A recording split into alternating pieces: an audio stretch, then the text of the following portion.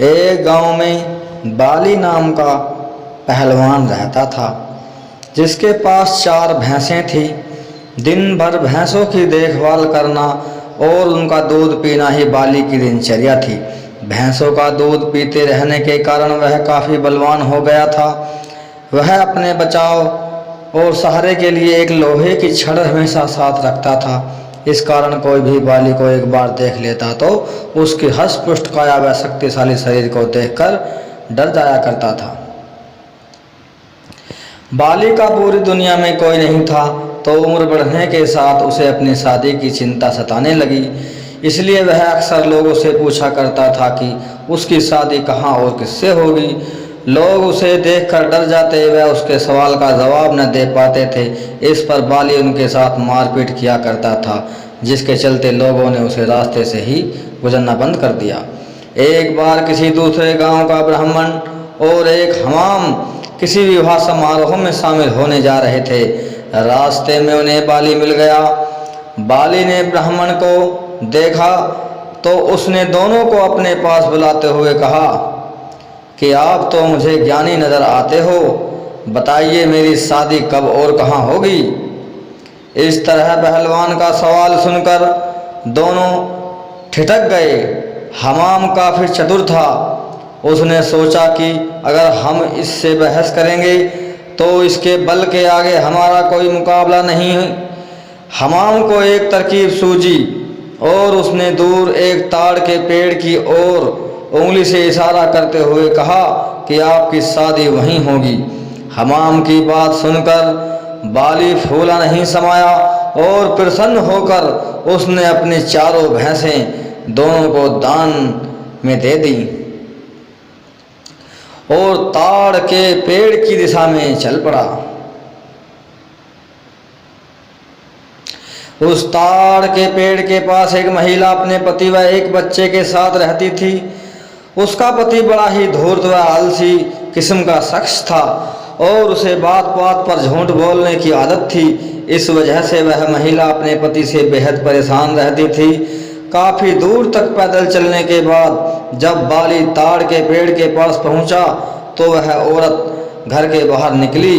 घर के आंगन में प्रवेश करते हुए लड़खड़ाकर गिर पड़ा और उसका एक हाथ औरत के गाल पर तमाचे की तरह लग गया।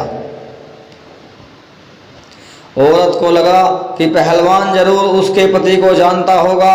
अपने एक हाथ से गाल मलते हुए औरत ने पहलवान को अतिथि कक्ष में बैठने के लिए कहा और उसे जलपान कराने लगी। इतने में औरत का पति वहां पहुंच गया।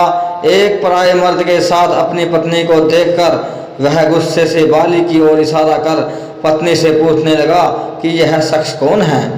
औरत ने डरते हुए कहा कि उसे लगा कि वह परिचित है, इसलिए उसने उसे भीतर जाने दिया।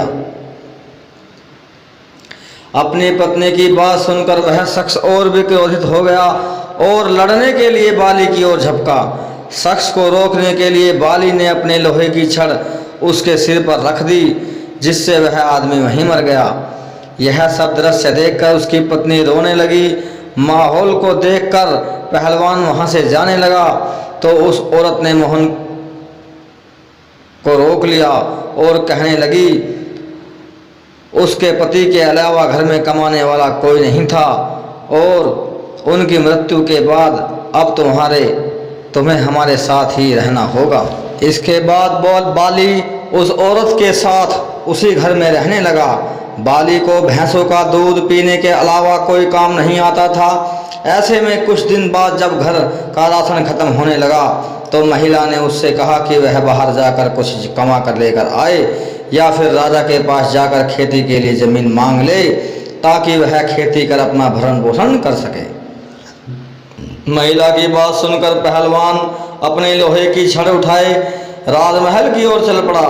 राजमहल के पास पहुंचने पर सभी द्वारपाल और सैनिक बाली की काया देखकर डर से कांपने लगे और तुरंत राजा तक सूचना पहुंचाई कि कोई बलवान हाथ में लोहे की छड़ लिए महल की ओर बढ़ता चला आ रहा है।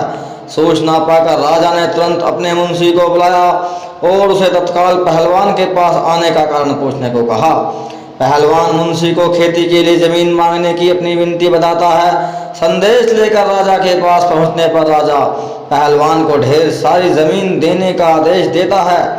मुंशी बेहद चतुर होता है, तो वह राजा के द्वारा पहलवान को दी गई अधिकांश जमीन स्वयं के लिए रखकर बाली को कब्रिस्तान के पास एक बंजर जमीन का छोटा सा टुकड़ा दे देता है, जिसे पाकर पहलवान खुशी खुशी वापस लौट जाता है। उस बंजर जमीन के पास बीच में एक पीपल का पेड़ होता है, जिस पर भूतों का बसेरा होता है। जमीन को फसल उगाने योग्य बनाने के लिए जब पहलवान जुताई शुरू करता है तो पेड़ के कारण उसे खेत जोतने में परेशानी आने लगती है। मोहन उस पेड़ को उखाड़ने की ठान लेता है और अपनी लोहे की छड़ उस पर प्रहार करता है, जिससे करीब 150 भूत पेड़ से नीचे गिर जाते हैं और गुस्से से पहलवान की ओर लड़ने के लिए दौड़ते हैं। पहलवान अपनी छड़ से सभी भूतों के छक्के छुड़ा देता है। पहलवान से जीतना असंभव जानकर भूत बाली के सामने पेड़ न काटने की गुजारिश करने लगे। भूतों ने कहा, यह हमारा घर है, हम कई साल से यहाँ रह रहे हैं, हमारे घर को मत उजाड़ो। भूतों ने इसके बदले खेतों में काम कर उपज बाली के घर पहुंचाने का प्रस्ताव रखा। मोहन को भूतों पर दया आ जाती है और वह उनका प्रस्ताव स्वीकार कर घर चला जाता है। इसके बाद से भूत समय समय पर पहलवान के घर हर फसल को दोगुना करके पहुंचाने लगे।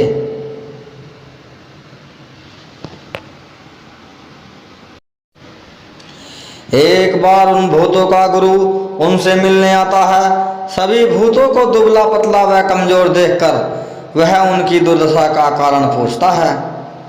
भूतों से पूरा वृत्तांत सुनकर गुरु पहलवान को सबक सिखाने की ठानता है और उसके घर की ओर चल पड़ता है। भूतों का गुरु एक बिल्ली का रूप धारण कर पहलवान पर हमला करने की योजना बनाता है। उन दिनों पहलवान के घर में रोज एक बिल्ली रसोई में घुसकर सारा दूध पी जाती थी, जिससे वह काफी परेशान था। उस दिन पहलवान भी उस बिल्ली को सबक सिखाने के लिए दरवाजे के पीछे छिपकर बिल्ली का इंतजार कर रहा होता है।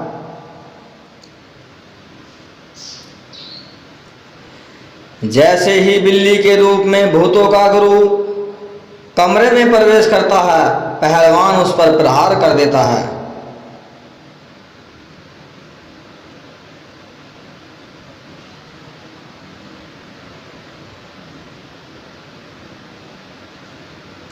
पहलवान के प्रहार से भूतों के गुरु की कई हड्डियां टूट जाती हैं और वह अपने असली रूप में आकर अपनी जान बख्शने का निवेदन करने लगता है। बाली ने भूतों के गुरु को छोड़ने पर खुद के लिए सजा चुनने के लिए कहा। ऐसे में भूतों के गुरु ने कहा कि उसे बख्शने पर वह राशन की मात्रा दोगुनी कर देगा। भूतों के गुरु की इस बात पर कुछ देर विचार करने पर पहलवान उसे छोड़ देता है। पहलवान के घर से निकलकर भूतों का गुरु अपने शिष्यों के पास जाता है। शिष्यों के पूछने पर वह उन्हें पूरा वृत्तांत बताता है और कहता है कि अब से पहलवान के घर भेजने वाले राशन की मात्रा दोगुनी करनी होगी। तो दोस्तों, हमें इस कहानी से यह शिक्षा मिलती है, अगर आपका भाग्य बलवान हो तो विपत्तियां भी अवसर में बदल सकती हैं। तो दोस्तों, अगर आप हमारे चैनल पर नए हैं तो हमारे चैनल को सब्सक्राइब ज़रूर कर लें, लाइक शेयर और कमेंट ज़रूर करें। तो दोस्तों, नमस्कार।